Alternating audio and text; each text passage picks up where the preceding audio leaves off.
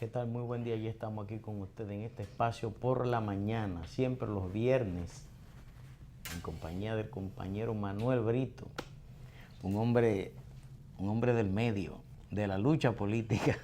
¿Cómo están las cosas, Brito? Bien positivo, todo muy bien. Buenos días, Alexander, a todos los amigos dominicanos en cualquier lugar del mundo donde se encuentren. Buenos días a todos. Buenos días, buenos días. Bueno, no sé si tú te diste cuenta, una de las principales noticias de hoy es que el presidente Danilo Medina sale hacia Miami, donde se va a reunir con el presidente de los Estados Unidos, Donald Trump. Donald Trump también ha convocado al presidente de Jamaica, de Bahamas, de Haití, a los presidentes de estos pequeños países de aquí, de la región. Y esa reunión se da unos días antes de que llegue aquí al país el viceprimer ministro de China. Y se me parece mucho aquella vez cuando Donald Trump llamó a los embajadores de esta región, de estos países, que fue en los momentos en que República Dominicana, primero fue Costa Rica, después, no recuerdo cuál fue, y después Dominicana, que cerraron relaciones diplomáticas con Taiwán y abrieron relaciones diplomáticas con China, lo que fortalece la presencia de China aquí en la región. Una de las cosas que el presidente Donald Trump ha tratado de frenar la expansión de China hacia su patio comercial. Bueno, pues el gobierno, el presidente Danilo Medina sale hoy hacia Miami a ese encuentro. Ahí se va a discutir, por ejemplo, el caso de Venezuela, lo que está pasando en Venezuela, el apoyo.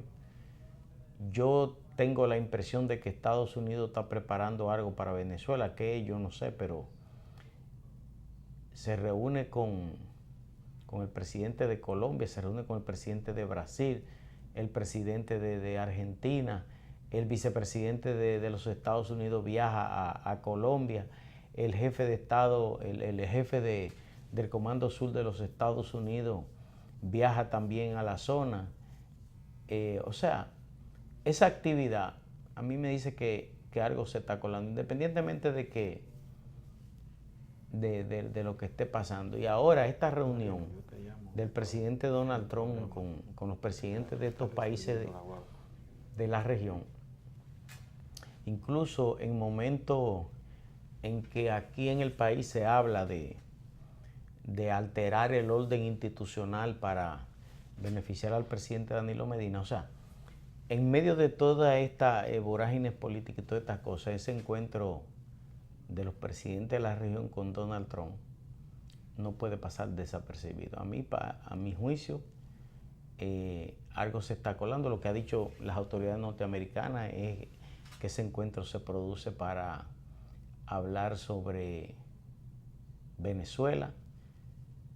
Y como China tiene tantos intereses económicos en Venezuela, a mí me da la impresión que si Estados Unidos estuviera buscando una solución tranquila a la situación de Venezuela, bueno, pues negociara con China, porque los intereses que tiene China ahí en Venezuela le dan un cierto nivel de autoridad para negociar a nombre, porque Venezuela está vendida a los chinos, y eso le da autoridad, le daría autoridad a China para negociar a nombre de los venezolanos.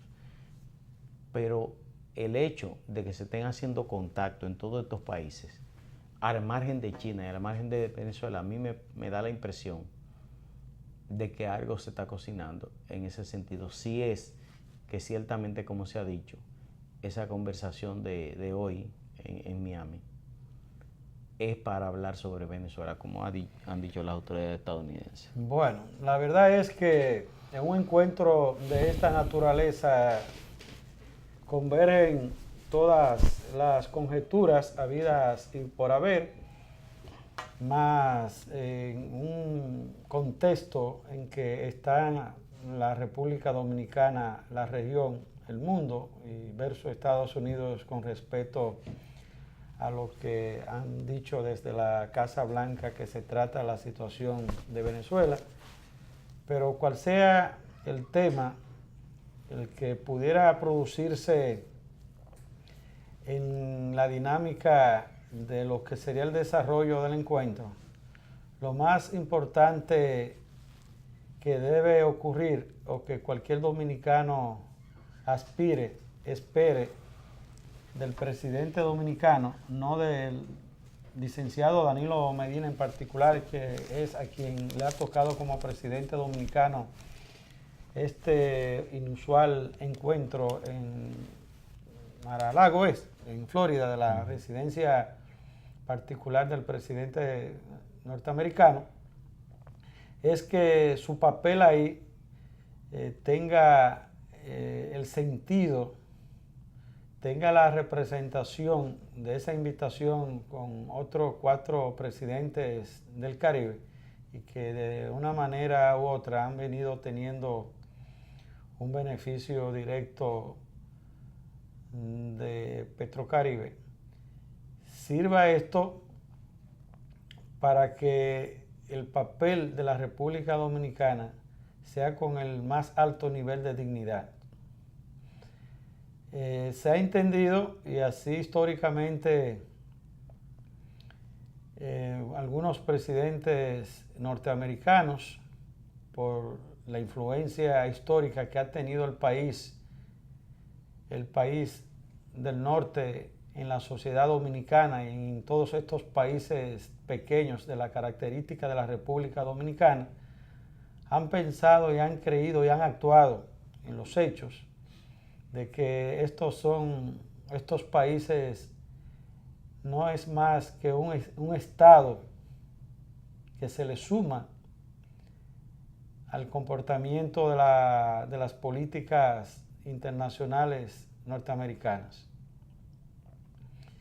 Y en muchos casos, presidentes de nuestros países, sin que incluso en un momento el Estado norteamericano, el gobierno norteamericano, o un presidente en particular le pida o le requiera o necesite en un momento determinado tal situación, ellos dan el paso al frente de una manera que parecería un término de la Guerra Fría, pero sí no deja de ser así, aunque pudiéramos estar en presencia de otra realidad, pero con los mismos hechos, con un comportamiento servil que tiran por el suelo la dignidad de su país y la propia dignidad de ellos como mandatarios, perdiendo de vista, perdiendo de perspectiva el que son gobernantes de países pequeños, pero democráticamente elegidos, con todo el derecho que les reviste las leyes de su país, pero actúan como tal. Y no se trata, porque en estos tiempos la dignidad, la ética, el nacionalismo, el patriotismo que pudiera argumentarse en un determinado momento, hasta el mismo comportamiento ético y moral de quienes en estas sociedades lo sustentan, se perciben como que si estuviéramos en presencia de un desfaz o que se está desfasado con respecto a asumirse una posición de requerimiento de esa dignidad y de ese comportamiento. En definitiva, es de esperarse que este encuentro sea entre iguales desde el punto de vista de los intereses dominicanos y de los intereses dominicanos y de los intereses de estos países, y que ningún comportamiento frente a Venezuela o frente a cualquier otro tema pudiera el presidente dominicano, no por decir el presidente Danilo Medina para no verse un criterio particular, no esté o no estén los intereses de la República Dominicana por encima de cualquier interés particular del presidente dominicano. Y más que eso, que pudiéramos estar en presencia de comprometer la dignidad de la República Dominicana, porque un presidente es pasajero y a veces queremos dar lo que no nos piden por asumir un determinado momento una posición graciosa, una posición de un interés particular de cosas que no nos piden. Se ha hablado de la historia que ha tenido la República Dominicana con los mandatarios norteamericanos frente a quienes han sido recibidos en la Casa Blanca de manera oficial para tratar temas de interés del país. Ha habido un recorrido en esa dirección, más los que han sido recibidos por un presidente norteamericano bajo el esquema de una visita o un encuentro que no haya sido oficial. En el país nunca ha habido una visita formal así de un presidente norteamericano. Muy ¿Aquí al país? Común, de un presidente norteamericano en ejercicio, no. ¿Aquí al país? Ajá. No, no. Solo, que yo recuerde, no. No, eso es lo que digo, que no hayan sido ya expresidentes. Aquí han venido vicepresidentes, sí, y vino Hillary siendo primera dama. Sí, y algo siendo, después de ser vicepresidente. Pero George Bush padre, cuando era vicepresidente, vino aquí. No, casi la mayoría de ellos y Bill Clinton han venido en condiciones de turistas. No, pero George Bush padre, siendo vicepresidente de los Estados Unidos, vino aquí. Y Hillary siendo primera dama. Se habló en un momento de Jorge Blanco, fue un momento recibido. Sí, Jorge Blanco, Balaguer varias veces, Leonel varias veces. Que se hospedaba en la casa dominicana de la embajada en Washington. Y el caso del presidente Fernández, que en un momento varias veces Leonel se encontró con Obama y con Bill Clinton. Casa Blanca. Bueno, esa es el sondeo, la historia en ese sentido que se establece con respecto a esa situación. No, que yo recuerde, creo que Danilo no lo habían invitado, creo que no. Que yo recuerde así, no me parece que el presidente Medina haya ido antes. Sí, se había reunido varias veces. Hay una situación con tu amigo en Brasil. Sí, se había reunido varias veces con presidente estadounidense, pero creo que todavía al presidente Medina no ha hecho una visita oficial a la Casa Blanca. Creo que que yo recuerde no. Sí, Michel Temer está preso. Tú te fijas cómo la misma medicina que se prestó y fue parte de ese tinglado contra el presidente Lula, le tocó a él, porque ese ambiente te usan como conejillo de India y después que ya tú no eres útil, eso le va a pasar Pero Temer tenía... al final al amigo tuyo, Juan Guaidó, en Venezuela. Pero Temer tenía esos problemas mucho antes de llegar al poder. Sí, pero era un hombre que lucía, muy honesto, muy transparente. Pero él tenía esos problemas antes de llegar al poder. Sí, pero incluso parecería que no lo tenía. Acuérdate incluso que cuando metían al presidente de la Cámara de Diputados preso, al presidente del Senado, a varios ministros, o sea, él era de lo que estaba en la mira. Lo que pasa es que él estaba protegido por la inmunidad de Estado. El juez Marcelo Breta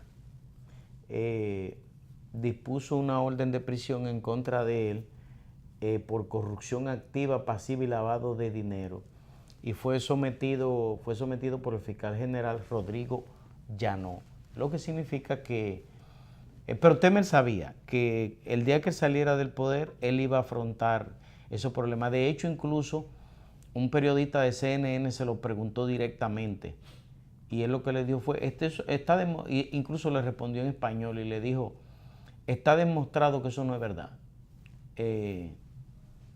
Pero Temer sabía que tenía esos problemas, porque Temer es un político pragmático. muy pragmático y está preso. Y no creo que... Después de 3 meses y casi de haber salido del poder, y era uno de los que pudiera observarse un sobreviviente a la convulsionada situación brasileña. Y era esperando lo que estaban. Ese tema de Odebrecht, yo vi aquí que Roberto Rodríguez dice que quien contrató a Odebrecht aquí en el país no fue él, sino Hipólito Mejía. Ese tema de Odebrecht va a seguir provocando dolores de cabeza en toda América Latina en los próximos años. Yo en eso, el doctor Marino Vinicio Castillo, cuando estalló esa crisis, cuando estalló ese escándalo, hará ya como 6 o 7 años, algo así. Yo recuerdo que el doctor Marino Vinicio Castillo dijo, mucha gente, ese expediente se va a llevar mucha gente de toda la región. Y así ha sido. En todos los países, incluso en los que tienen instituciones más fuertes, el caso de Odebrecht, porque fue toda una mafia política y empresarial que se instaló en toda América Latina, dirigida primero desde Brasil, después desde Miami y después la trajeron para acá, el centro de operaciones de esa mafia internacional. En este caso, aquí hay 7 personas son involucradas, creo. 7 personas. A mí me parece que si la oposición gana en las elecciones del próximo año, esos 7 se van a multiplicar y van a llevar como a 21, se van a multiplicar por 3. Porque aquí hay mucha gente involucrada en eso que de una forma u otra han sido protegidas. Y ese tema de Odebrecht, eso aquí en el país, fíjense el caso de Michel Temer, duró casi 3 años en el poder y le guardaron el expediente ahí para cuando saliera, y cuando salió está preso.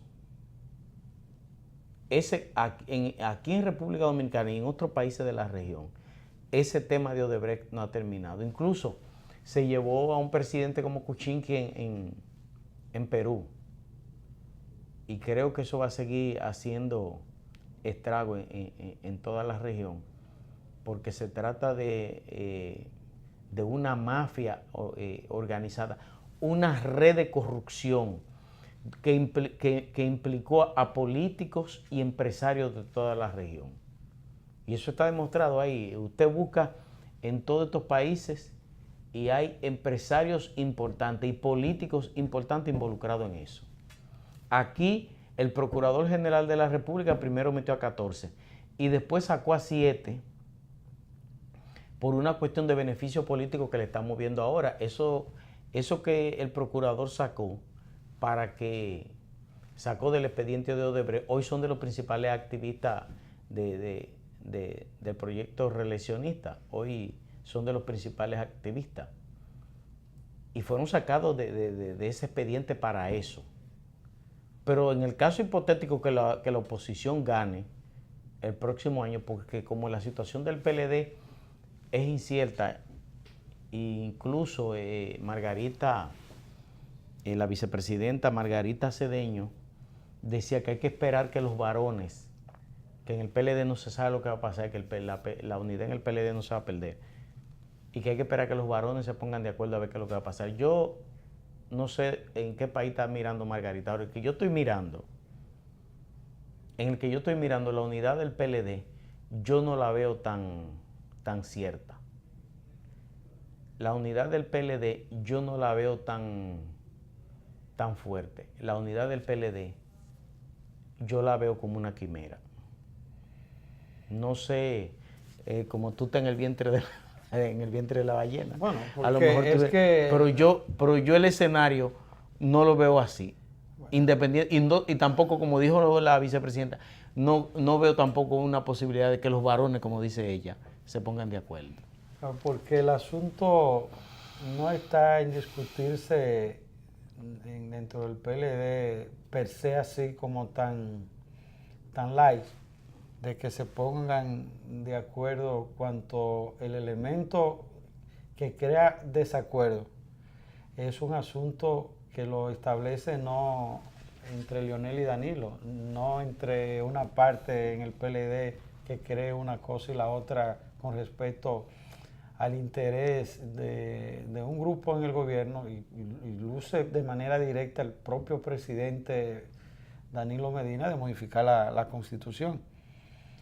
Y otra vez en un tercer el periodo bajo ese ambiente y ese esquema, a partir de que todas las encuestas que se han hecho dan por encima de un 70% de que la gente no quiere la modificación constitucional. 77%. Y ya cada vez más que entra el tema de debate, crece el porciento para el rechazo a la modificación constitucional. Ese es el elemento. Y la vicepresidenta como abogada y como fue su consultora jurídica del Poder Ejecutivo y con una experiencia en el sector jurídico, en lo que es el manejo de la propia Constitución como abogada, sabe lo que significa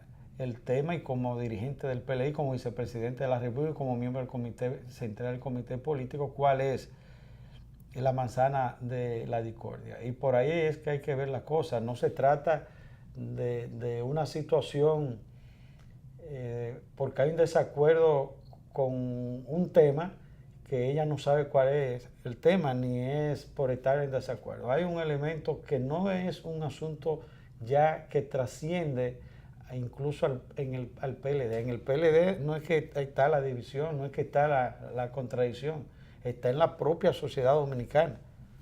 Todos los sectores, porque si tú ves la opinión que dan los empresarios es rechazando eso. Entonces están los empresarios divididos frente al sector, que es lo mismo que sustentaría el presidente Fernández, de que no se modifica la Constitución. Tú ves las iglesias, tú ves a los grupos sociales, al sector de participación ciudadana, como sociedad civil, a fijos. Tú ves a todos los sectores involucrados hacia un mismo discurso y un mismo sentimiento de opinión frente a esa situación. Entonces, en ese esquema, en ese contexto, entonces hay que ver que no es un problema de presidente Medina y Leonel con una particularidad del PLD que no es la sociedad, no son los partidos, no es el país el PLD, ni el gobierno, ni los funcionarios que están en esa dirección. ¿Tú me entiendes? Entonces, sí. Es la sociedad dominicana que ese tema lo ha dividido. Entonces, ¿qué significa esa división del tema en la sociedad? Que imponer en ese esquema de la sociedad dividida, que no el PLD que pudiera dividirse, ni es per se una situación particular de Danilo y Leonel, eso entonces va a crear en los hechos un efecto propio de cuando una sociedad se divide en el esquema en que está planteada el tema de la reelección en el país, con consecuencias que nadie está en capacidad de predecir.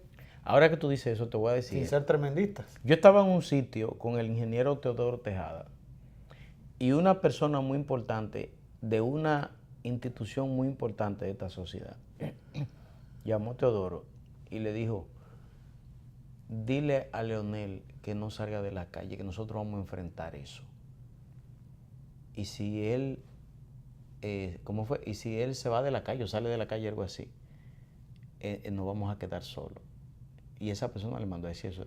No fue conmigo. Pero fíjate que en el esquema... Pero lo mandaron a decir. No, y así es. Esa persona está más clara que el agua. Y es así que si el presidente Fernández ha logrado recuperar su imagen que fue vapuleada en un momento de manera mezquina y el apoyo que ha venido concitando en cada una de las actividades de masas bajo techo que está realizando en sus recorridos. No hay otra razón que no es el hecho mismo de que la población, el país y todos los sectores lo han visto como el defensor de la Constitución de la República. De la institucionalidad, del orden político. En ese sentido. No creo que otro enganche como tema, como contenido de su accionar le hubiera dado la oportunidad que la que tiene en esa dirección. Entonces, eso significa de que todos estos sectores que nunca han tenido una convergencia con el PLD desde el punto de vista de coincidencia política, de los intereses, que no son partidarios esos intereses, sino de un tema que envuelve de manera directa y que afecta de manera central, truncal a la sociedad dominicana. Por eso hay esa coincidencia con estos sectores llamados fácticos con respecto a la posición que ha venido teniendo el presidente Leonel Fernández. Esa es la verdad, porque así es las cosas que los hechos están señalando y dicen. Eso no hay que ser científico, ni estar o no estar con una simpatía. Es lo que están diciendo las encuestas. Y lo que uno ve, los discursos que estos sectores dicen, que están coincidiendo con la necesidad de la posición que el presidente Fernández viene sosteniendo con respecto a la Constitución de la República. Mira, es evidente que hay toda una parafernalia montada para impedir a toda costa que el presidente Leonel Fernández vuelva al poder. Hay montada toda una estructura para impedir eso.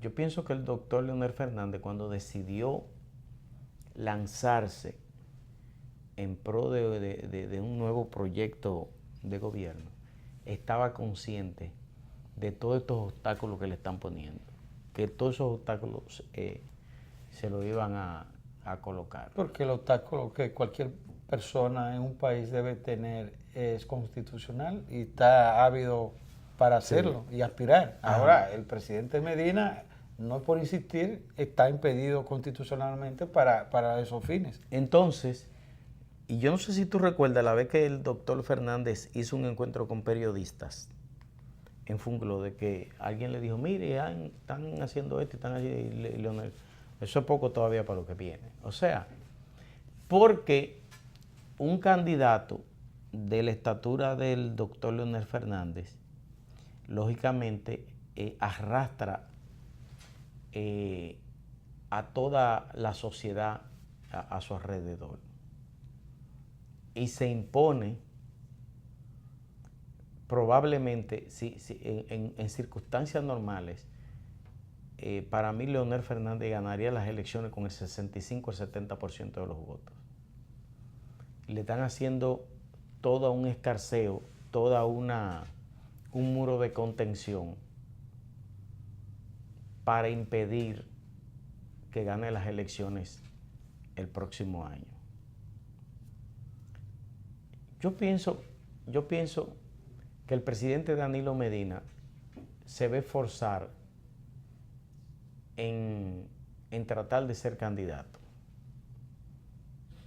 Y se ve forzado en tratar de ser candidato porque en sus 7 años de gobierno que lleva, muchas de las personas que rodean al presidente Medina han incurrido en serios errores, o lo que Balaguer alguna vez llamó indelicadezas. Y esas cosas están obligando al presidente Medina a forzar una repostulación en el cargo como forma de proteger a sus allegados. Yo pienso que este gobierno del presidente Medina solo es comparable con el que encabezó Hipólito Mejía en esas indelicadezas. Y de algún modo están tratando de de tranquilizar, diría yo, o de tapar alguna de esas cosas que se han hecho. Y por vía de consecuencia entonces están forzando ese proyecto de poder. Y están forzando ese proyecto de poder ofreciéndole a los empresarios, ¿qué es lo que ustedes quieren? ¿Que le quitemos la cesantía? Le vamos a quitar la cesantía.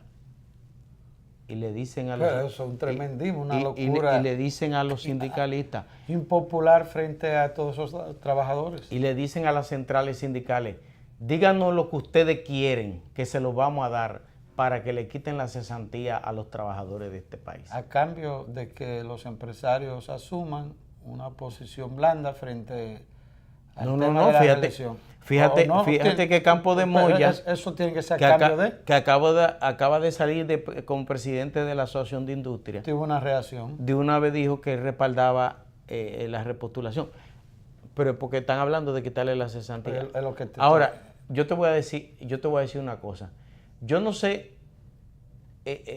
cuál va a ser el beneficio político que los empresarios le podrán retribuir al gobierno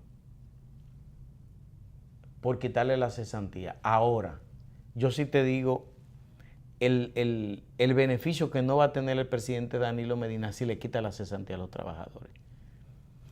Yo estaba con 2 personas más en un sitio y una de esas personas dijo eso y habían varias personas, empleados ahí, y hubo uno que dijo, ¿cómo? Y de una vez todo el mundo puso atención a eso. O sea, es probable que el presidente Danilo Medina se gane el favor de los grandes consorcios empresariales del país por quitarle la cesantía. Pero se va a ganar el odio personal de cada uno de los trabajadores de este país que tienen 10 y 15 años en las empresas y tienen tienen unos beneficios acumulados ahí. Yo te voy a poner un ejemplo. Yo tengo un amigo que trabajaba, él es economista, y él trabajaba en una fábrica de embutidos. Y la fábrica de embutidos decidió despedirlo para poner a un hijo del dueño a dirigir eso, porque el economista era el que realmente manejaba la situación. Y a él hubo que darle unos millones de pesos de cesantía. Es más, negociaron con él, porque era tanto el dinero que había que darle, que negociaron con él la cesantía. Tú sabes lo que prevé el proyecto que el gobierno va a mandar al Congreso, quitarle la cesantía a todos esos trabajadores. Tú sabes lo que implicaría una cosa como esa. El derecho esencial es una violación hasta los propios derechos. Lo primero que se perdería la estabilidad laboral en el país. ¿Tú sabes por qué? Dios. Porque tú tienes 50 años, vota ese y trae otro. No, es una violación directa a la integridad humana, al derecho intrínseco del trabajador. Entonces yo pienso que en este país, lo que pasa es que en este país la gran prensa está en manos de esos grupos que serían beneficiarios de ese proyecto. Sí, pero el asunto es, Alexander, que fíjate el nivel de locura en que pudieran estar gente inspirada debemos ir casi ya al aire, ¿verdad? En querer canjear el patrimonio de una sociedad, de un país, a cambio de beneficios políticos particulares. De un proyecto personal particular. Como que se tratara de que esos derechos propios de los trabajadores o de cualquier sector, que más que quitar es fortalecer y añadir otros para la dignidad humana, como avance, como desarrollo y como centro del ser humano en un país, desde el punto de vista de integridad. Y que eso no se perciba en lo más mínimo. Y tú asumas esas cosas de una sociedad como patrimonio, para decirlo de alguna manera, de un país, de una sociedad, como que si fuera cosas personales, materiales tuyas que tú pudieras disponer a cambio de ganar o negociar situaciones con las cosas propias de una sociedad.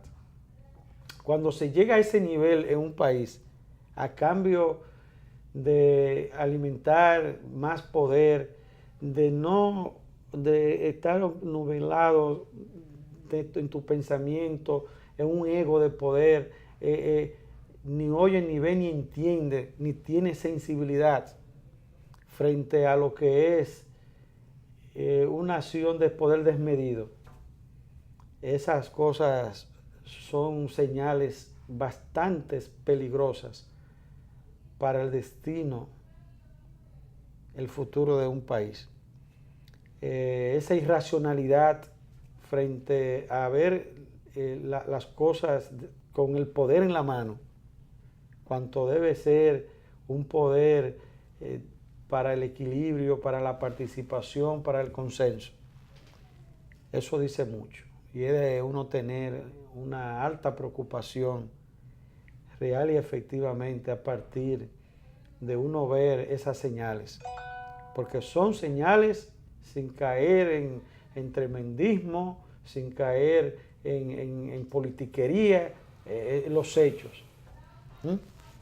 Esas cosas son sumamente delicadas para tolerarse, aceptarse y verse simplemente una acción común y corriente desde el Estado. Esa es la verdad. Mira, yo te voy a leer esto, para que no vaya, esto que dice Andrés L. Mateo, que a mí me parece muy juicioso.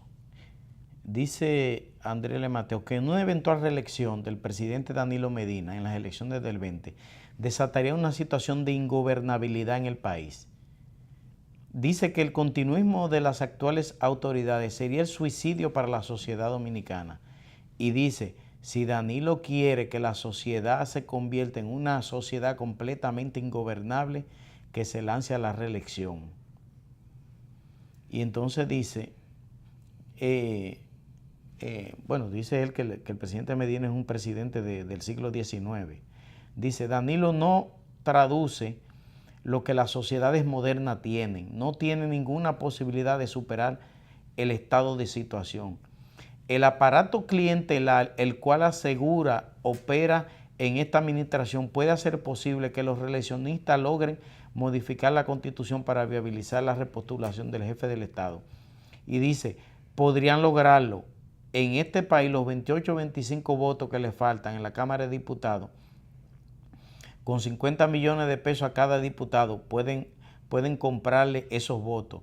Lo hizo en el 2016, que le compró casi todos los senadores a Leonel Fernández, que hizo de la reelección por reelección.